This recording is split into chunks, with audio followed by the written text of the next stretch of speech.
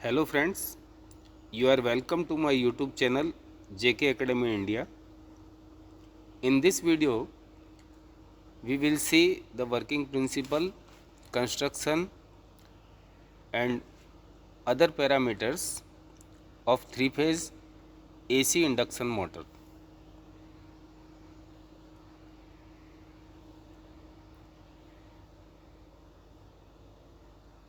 So here in this picture, a motor is shown where this is called the stator, this is the rotor part, this is called terminal box where supply is connected, and this is the fan to cool the motor. General working principle of induction motor. As a general rule, conversion of electrical power into mechanical power takes place in the rotating part of the electrical motor. So in DC motor, electrical power is conducted directly to armature, that is the rotating part, through brushes and commutator. So as we have seen in case of DC motors, the armature is having the commutator segment on which brushes are rest and supply is given to armature through these brushes. So this method is called the conduction, and DC motors are called conduction motors. But in AC motors, rotor does not receive electric power by conduction but by induction, in exactly the same way as the secondary of a two-winding transformer receives power from the primary winding. That's why such motors are known induction motors. In fact, an induction motor can be treated as a rotating transformer, that is one in which the primary winding is stationary but secondary is free to rotate. Of all AC motors, the polyphase induction motor is the one which extensively used for various kinds of industrial drives. So the main advantages and disadvantages are: in advantages, it has very simple and extremely rugged, almost unbreakable construction in case of squirrel cage type. Its cost is low and it is very reliable. It has sufficient high efficiency. In normal running condition, no brushes are needed, hence the friction losses are reduced. It has reasonably good power factor. Especially nowadays, IE2 class and IE3 class induction motors having good power factor and efficiency. It requires minimum maintenance because there is no commutator and armature. It is starts up from rest, needs no extra starting motor, and has not to be synchronized. As we have seen in case of synchronous motor, first the synchronous motor is driven by an additional extra starting motor, but in case of induction motor, no extra starting motor is required. So the starting arrangement is simple, especially for squirrel cage type motor.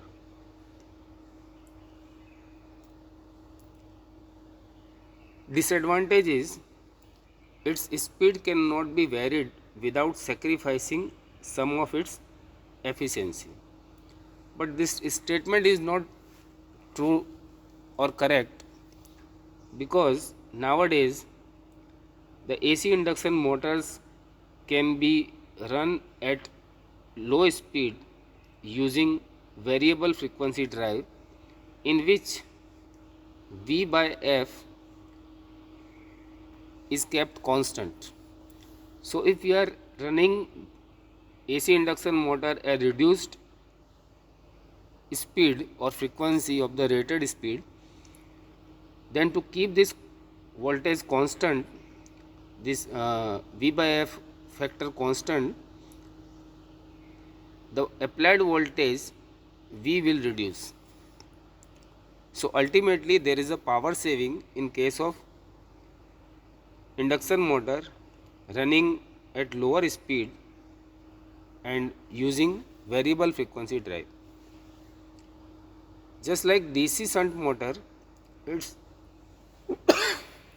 speed decreases with increase in load. Yes, this is true.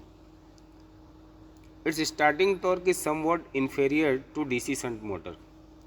But with the help of variable frequency drive, at the time of starting, we can boost the initial startup voltage. So that problem nowadays has been resolved. Now the construction, motor is having mainly two parts, stator and rotor. Stator of an induction motor is in principle the same as that of a synchronous motor or generator. It is made up of number of stampings which are slotted to receive the winding. Stator carries a three-phase winding and fed from a three-phase supply. It is wound for a definite number of poles, the exact number of poles being determined by the requirement of the speed. In case of induction motor, speed equals to 120 F by P. So for a particular speed, F frequency is the fixed, that is in India 50 Hz. So while designing the motor, the stator is designed for a particular number of poles as per the requirement of RPM of the motor. In exact number of poles being determined by the requirement of the speed, greater the number of pole, lesser the speed, and vice versa. Here speed is directly proportional to inversely proportional to number of poles. It will be shown that the stator winding, when supplied a three-phase current, produces a magnetic flux which is of constant in magnitude but which revolves at synchronous speed, that is given by Ns equals to 120 F by P. This revolving magnetic field or flux creates an induced EMF in the rotor by mutual induction.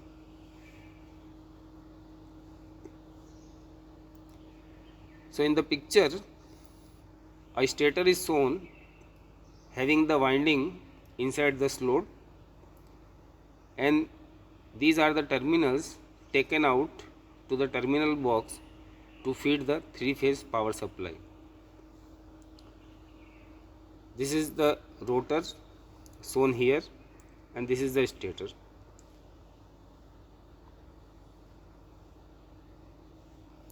In rotor, one is the squirrel cage rotor, another is phase wound rotor.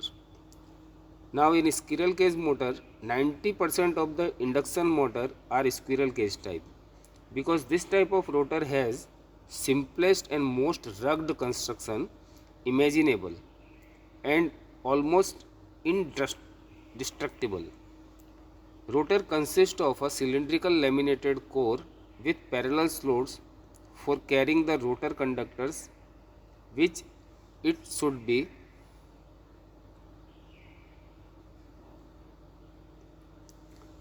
noted clearly are not wires but consist of heavy bars of copper or aluminum or alloys. One bar is placed in each slot, rather the bars are inserted from the end when semi slots are used. The rotor bars are braced or electrically welded or bolted to two heavy and stout short circuiting end rings like this. Thus give us what is so picture squeally called a squirrel cage. Squirrel in Hindi it is called gilhari, one animal kept in this kind of cage. It should be noted that rotor bars are permanently short circuited on themselves. Hence, it is not possible to add any external resistance in series with the rotor circuit for starting purpose, as the torque is directly proportional to the rotor resistance. But in case of squirrel cage induction motor, the rotor is not having the facility to provide any kind of winding or connecting resistance with it. Rotor slots are usually not quite parallel to the shaft but are purposely given a slight skew. As shown in this, these bars are skewed, not in parallel. Why? Because it helps to make the motor run quietly by reducing the magnetic humming sound. Second, it helps in reducing locking tendency of rotor, the tendency of rotor teeth to remain under the stator teeth due to direct magnetic attraction between these two. In small motors, another method of construction is used. It consists of placing the entire rotor core in a mold and casting all the bars and end rings in one place. The metal commonly used is aluminum alloy. Another form of rotor consists a solid cylinder of steel without any conductors or slots at all. The motor operation depends upon the production of eddy current in the steel rotor. Phase wound rotor is provided with three-phase double layer distributed winding consisting of coils as used in alternator. The rotor is wound for as many poles as the number of stator poles and is always wound three-phase, even the stator is wound for two-phase. The three phases are starred internally. The other three winding terminals are brought out and connected to the three insulated slip rings mounted on the shaft with brushes resting on them. So the rotor having three windings, and all these three windings are star connected.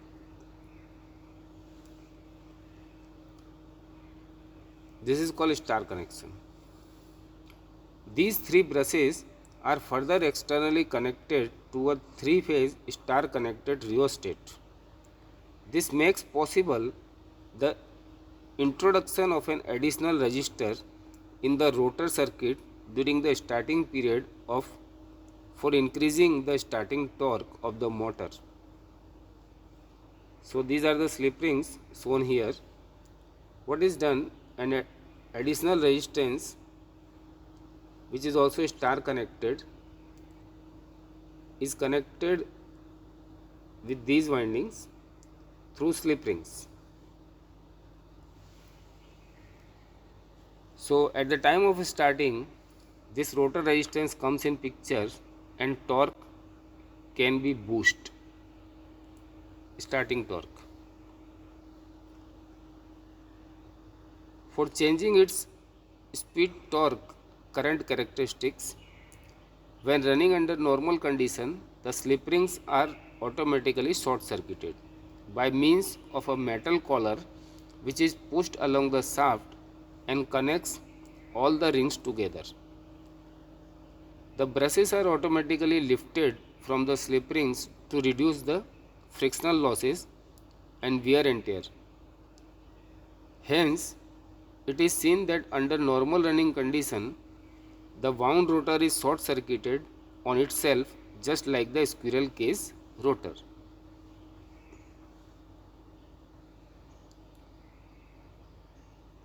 So here one squirrel cage motor with slip ring is shown, and this is the contact stud which shorts the rotor winding after starting in normal running condition.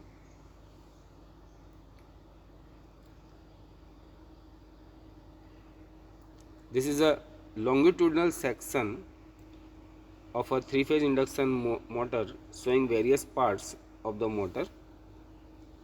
So these are the slip rings indicated by number 7 having carbon brushes. This is the inner housing for the bearing. This is the stator core shown by number 3.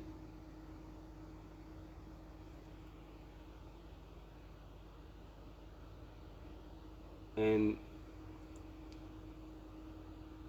this is the stator stampings. This one is the rotor, or you can say this is shaft having keyway. And this left side picture shows a rotor which is star connected, and all the terminals of the winding are brought to the slip rings, and on slip rings one starting resistance that is also star connected is attached via carbon brush to get the hard starting torque at the time of starting. Now the main parts of the three-phase induction motor: frame made of close grained alloy cast iron, stator and rotor core built from high quality low loss silicone steel laminations and flash enameled on both sides. Stator and rotor winding have moisture proof tropical insulation employing mica and high quality varnishes, are carefully spaced for more effective air circulation, and are rigidly braced without centrifugal forces and any short circuit stresses. Air gap: the stator rivets and bore are machined carefully to ensure uniformity of air gap. Shaft and bearings: ball and roller bearings are used to suit heavy duty, trouble free running and enhance service life.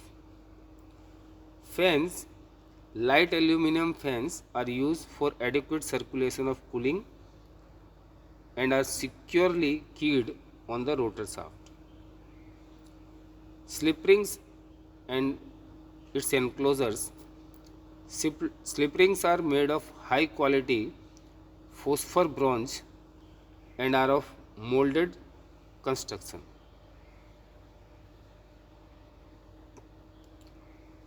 Figure A shows the dismantled view of an induction motor with squirrel cage rotor, where the figure D shows the dismantled view of slip ring motor.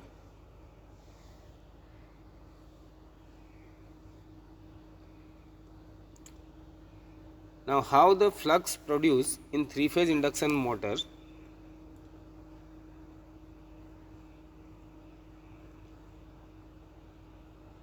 We will see in this slide. It will now be shown that when three-phase windings displaced in space by 120 degree are fed by three-phase current displaced in time by 120 degree, they produce a resultant magnetic flux which rotates in the space as if actual magnetic poles were being rotated mechanically. The principle of three-phase two-pole stator having three identical windings placed 120 degree is shown in the figure. We will see in next slide. The flux assumed sinusoidal due to three-phase winding. The assumed positive direction of the flux, let the maximum flux value due to any one of the three phase is phi m.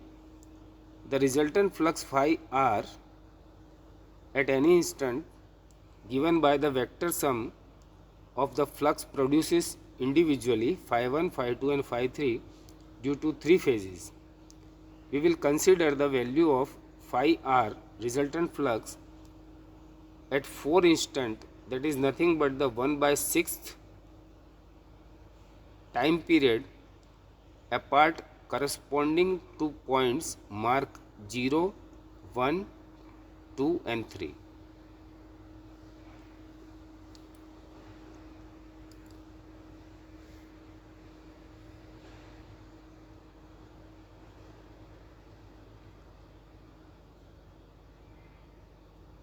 So this is the first case where theta is 60 degree.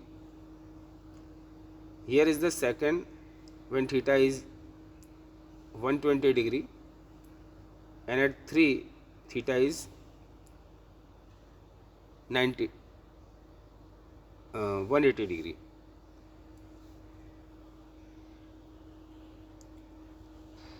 And if the theta is 0 degree at this, what will be the flux? When theta is 0 degree corresponding to point 0, phi 1 will be 0, but phi 2 will be minus root 3 by 2 phi m, and phi 3 will be root 3 by 2 phi m. The vector sum for phi 2 is drawn in direction opposite to the direction assumed positive. So the resultant flux will become 3 by 2 of maximum flux. If the angle is 60 degree, phi 1 will be minus plus root 3 by 2, phi 2 will be minus root 3 by 2 and phi 3 will be 0. At 60 degree, this flux will be 0, and this flux will be, phase 1 flux will be root 3 by 2 because it is in positive direction, and for phase 3 this one it will be in negative direction, so it will be minus root 3 by 2, and the resultant flux will become 3 by 2 phi m. When theta is equal to 120 degree, phi 1 will be plus root 3 by 2. In this case, phi 2 will be 0 and phi 3 will be minus root 3 by 2, and resultant flux will become 3 by 2 by phi m.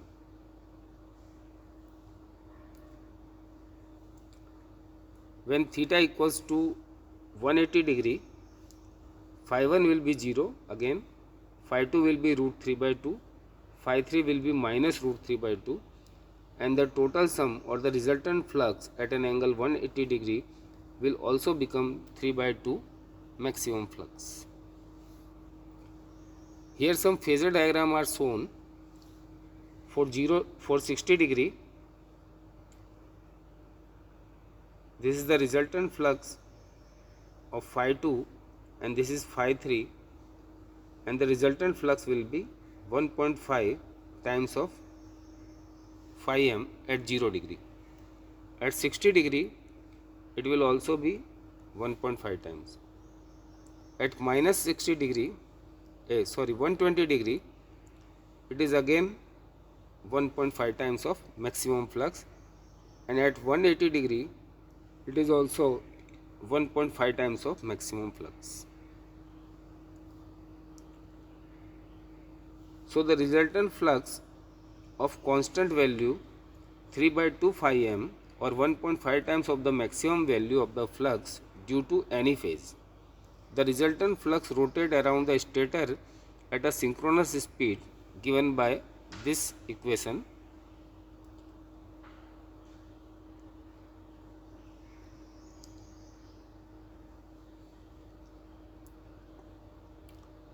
Now this is the phasor diagram of the supply given to the stator, and these are the phasor diagrams of resultant flux at all instances. At 0 degree, 60 degree, 120, 180, 240, 300 and 360. At all the times the flux remains constant, that is nothing but 3 by 2 of maximum flux produced. Mathematical proof: let phi 1 equals to phi m cos 0 plus j sin 0 means phi m at an angle 0 degree.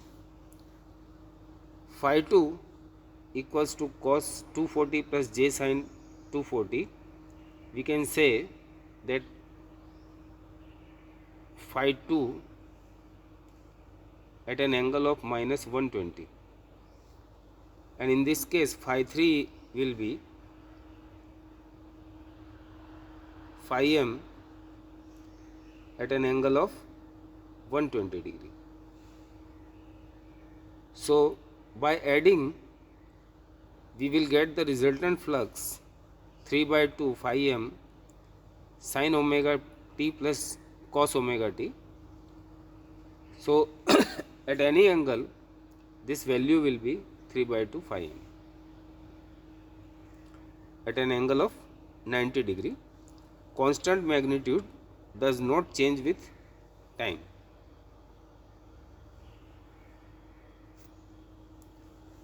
So why does the rotor rotates?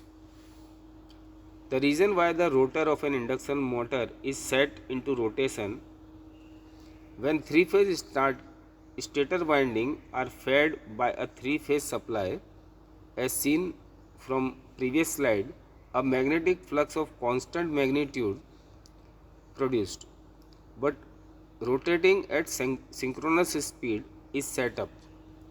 The flux passes through the air gap, sweeps past the rotor surface, and so cut the rotor conductors, which as yet are stationary.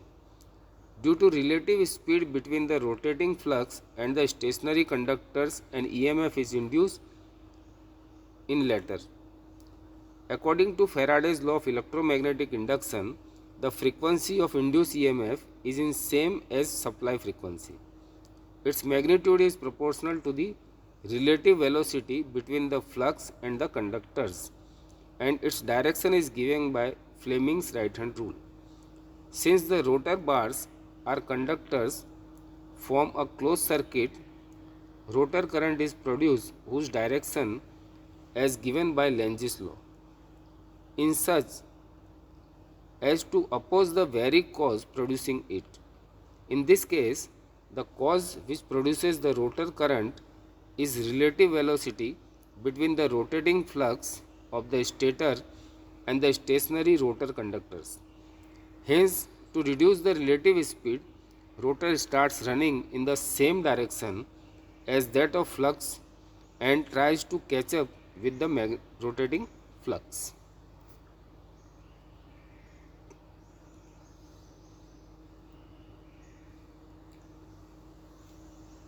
Figure A shows the stator field, which is assumed to be rotating clockwise.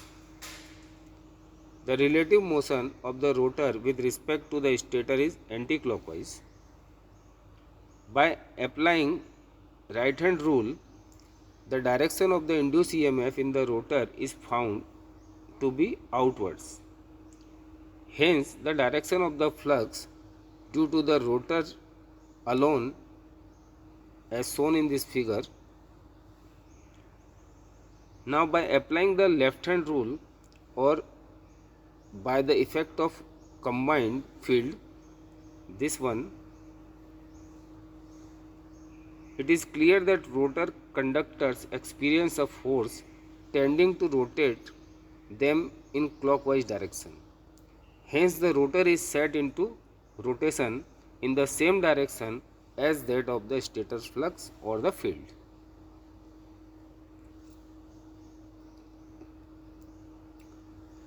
Now the slip. In practice, the rotor never succeeds in catching up with the stator field. If it really did so, then there would be no relative speed between the two, hence no rotor EMF, no rotor current, and so no torque to maintain rotation. That's why the rotor runs at a speed which is always less than the speed of the stator field. The difference in speed depends upon the load on the motor.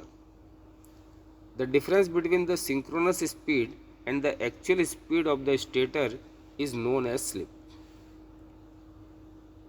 Though it may be expressed in so many revolutions per second, yet it is useful to express it is as a percentage of synchronous speed.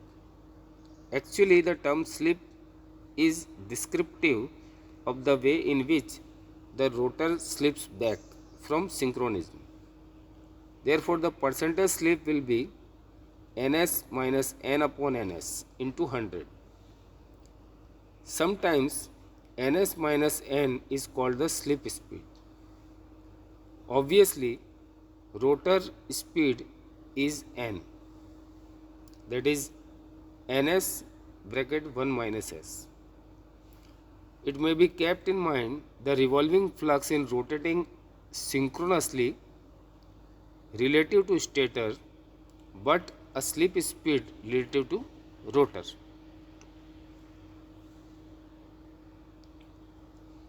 Frequency of rotor current. When rotor is stationary, the frequency of the rotor current is the same as supply frequency, but when the rotor starts revolving, then the frequency depends upon the relative speed or on the slip speed. Let any slip speed, the frequency of the rotor be f dash, then ns minus n equals to 120 f dash upon p. Dividing it by f, we will get s. As seen, the rotor current have a frequency f dash is equal to sf, and when flowing through the individual